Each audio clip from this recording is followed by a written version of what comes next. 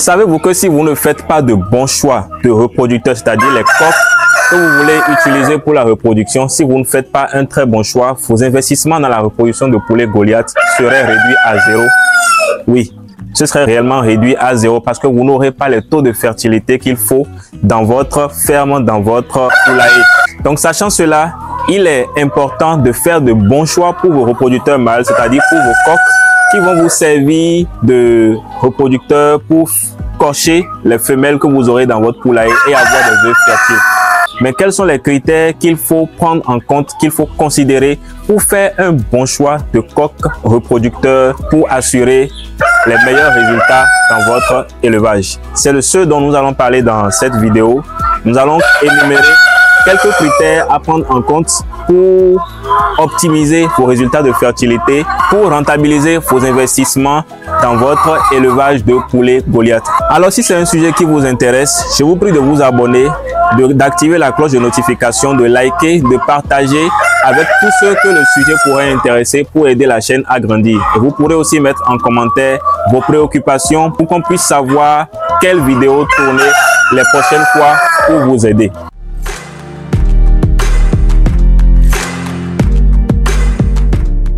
Salut chers amis, bienvenue sur notre chaîne Maous Poulet. Moi c'est Narcisse Lokono et ici nous parlons sur cette chaîne de tout ce qui a rapport avec les poulets Goliath. Conseils et astuces pour avoir les meilleurs résultats sur votre ferme. Il y a beaucoup de personnes qui se limitent juste au poids et à la taille des sujets pour pouvoir les sélectionner comme reproducteurs. C'est vrai que ça fait partie des critères à prendre en compte, mais il y a beaucoup d'autres choses que vous devez considérer pour réellement avoir les meilleurs taux de fertilité sur votre ferme d'élevage de poulets Goliath destinée à la reproduction.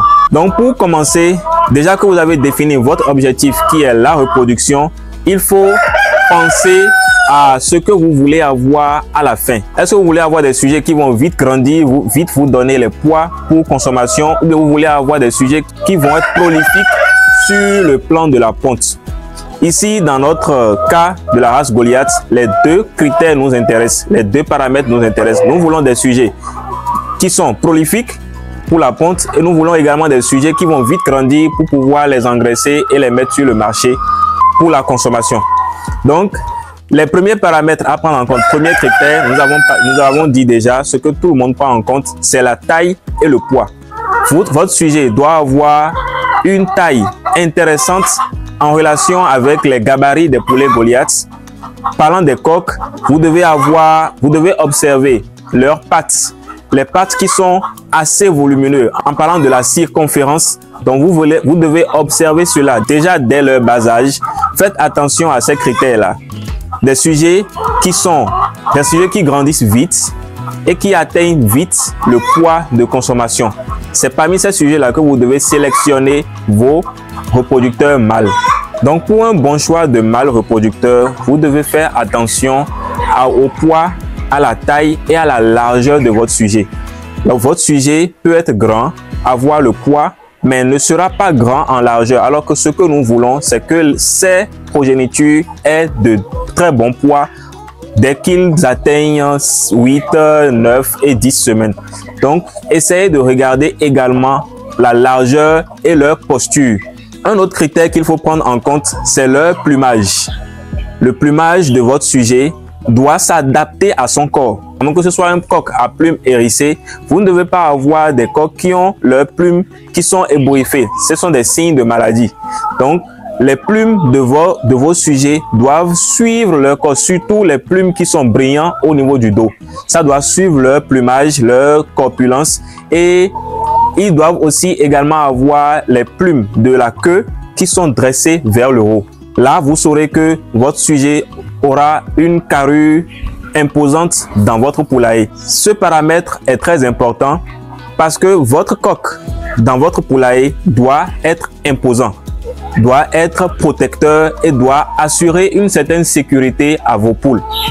Donc, nous avons parlé de la taille, du poids, de leur plumage, de la queue, mais également au niveau du torse. Quand vous regardez la posture de votre sujet, comme on l'a dit, sa posture doit être imposante. Donc vous devez remarquer déjà dès les premières semaines, parmi le lot, il y aura certains sujets qui auront tendance à s'imposer, qui seront droits avec le torse bombé pour signifier que réellement c'est eux qui commandent dans leur environnement. Donc ce sont des caractères qu'il faut observer chez vos sujets. Votre coq reproducteur ne doit pas être agressif envers les poules. Il doit être dominant, imposant, mais pas agressif. Il ne doit pas être également timide dans le poulailler. Il faut que votre coq ait un caractère équilibré. Donc vous devez observer tout cela pour être sûr des résultats que vous aurez par la suite. Parce qu'un coq qui agresse les femelles n'aura pas de facilité à les cocher puisque les femelles vont tout le temps fuir. Un coq qui n'est pas imposant pour cocher les femelles va passer son temps à tourner autour des femelles mais ne va pas vous donner les résultats puisque il n'aura pas la carrure, la force qu'il faut pour pouvoir les cocher et vous donner des œufs fertiles. Faites attention à ces paramètres-là. Un autre paramètre qu'il faut prendre en compte, c'est les chants qui doivent être répétitifs. Si dans votre poulailler, si vous avez déjà choisi votre coq reproducteur et qui est dans votre poulailler et qui ne chante pas, il faut savoir qu'il y a un problème. Parce qu'un coq doit à chaque fois chanter pour impressionner les femelles, pour s'imposer également auprès des autres coqs qui sont dans les alentours, dans les entourages, pour leur dire ici c'est mon territoire, personne ne vient. Donc un bon coq reproducteur doit également chanter très souvent. Vous écoutez, c'est des signes, des caractères d'un coq reproducteur dominant qui va vous donner les bons résultats. À part les chants, vous devez observer quand vous mettez le coq dans le poulailler, il y a un certain comportement qu'ils ont souvent pour, je dirais, en griffe, pour draguer, pour faire la cour aux femelles. Si le coq passe son temps à juste se promener dans le poulailler, ce n'est pas intéressant. Il faut observer ces comportements-là. Un coq qui va très souvent dans les pondoirs pour appeler les femelles, les inciter à pondre. Un coq qui gratte souvent le sol pour appeler les femelles à venir manger, un peu comme les poules ont tendance à gratter le sol pour les poussins. Vous devez remarquer ce genre de caractère également chez vos coqs. Chez un bon coq, vous devez remarquer ce genre de caractère. Donc, faites attention également à ce paramètre-là. Il est aussi important de prêter attention à la respiration de votre coq. Si votre coq respire avec des sons bizarres, des sons qui vous sont étranges, sachez que le coq n'est pas bon pour la reproduction. Si dans sa respiration, vous sentez qu'il y a des ronflements ou vous sentez dans son chant qu'il y a des bruits qui ne sont pas normaux, faites attention à ne pas les choisir comme reproducteurs parce que ça peut être un problème de maladie. Et si c'est un problème de maladie, vous pouvez traiter. Mais ça peut également être un problème génétique. Si c'est un problème génétique de maladie, ça va forcément se répercuter sur sa progéniture. Donc, vous aurez des poussins qui auront les mêmes caractères que lui. Donc, faites attention à choisir de bons coqs. C'est un point très essentiel si vous voulez rentabiliser vos investissements dans le secteur de la reproduction, l'obtention des œufs fertiles. Le coq qui doit gérer vos femelles doit également être un peu plus âgé que les poules.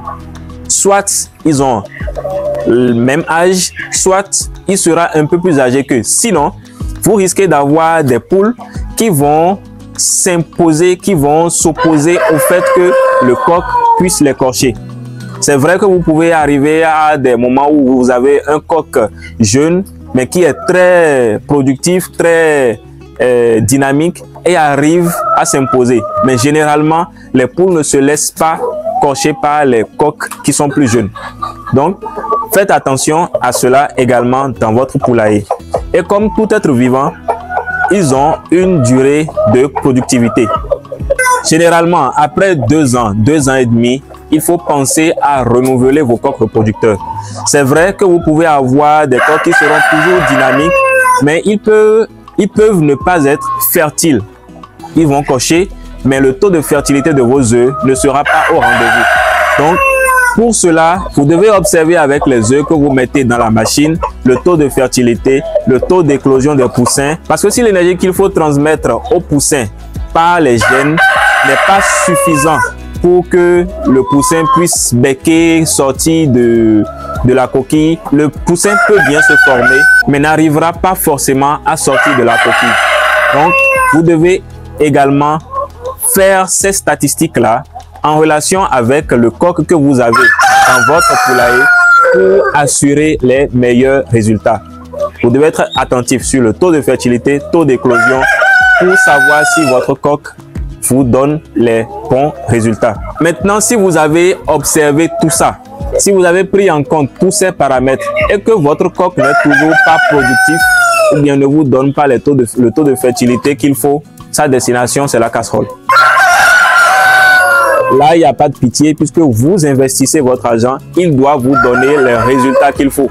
Donc, si vous observez tous ces critères-là, taille, poids, gabarit, plumage, critères de domination, non agressif, mais quand même qui arrive à monter les femelles, et avec tout ça, vous n'avez pas les résultats, il peut s'agir d'un problème génétique. Un problème que vous n'arrivez pas à déceler au visuel et donc envoyez-le à la casserole ou vous l'offrez à quelqu'un qui va en faire une décoration dans son jardin. Hormis ces paramètres-là, une petite astuce, un coq est normalement capable de gérer entre 8 et 12 femelles.